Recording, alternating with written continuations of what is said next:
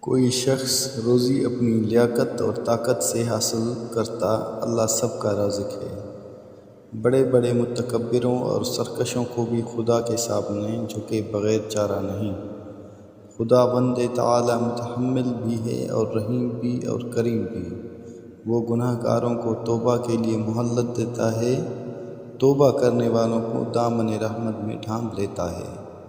نطفے کو خوبصورت انسان بنا دینا اللہ تعالیٰ کا اعجاز ہے۔ پانی کی بوند پر ایسے نقش و نگار کوئی نہیں بنا سکتا۔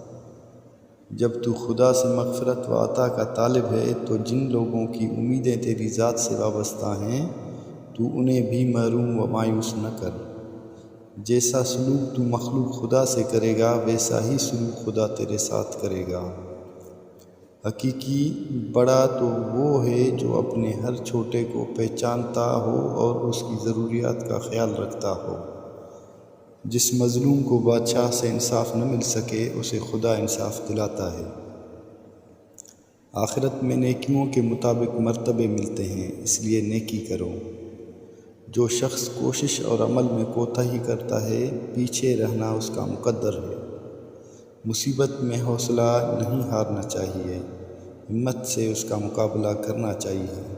ہمت طاقت سے زیادہ کام کرتی ہے۔ احساس کیا ہے دوسروں کی تکلیف کو اپنی تکلیف سمجھنا۔ منصف اور عادل کو اللہ اپنے عرش کے نیچے سایہ دے گا۔ آدمی وہ ہے جس کی ذات سے دوسرے کو فائدہ پہنچے ورنہ پتھر ہے۔ نیکی کرنے والا نیکی کا صلہ ضرور پاتا ہے۔ بے رحم انسان نہیں درندہ ہے۔ نیک نیت کی وجہ سے کام نیک اور بری نیت کی بدولت برا ہو جاتا ہے۔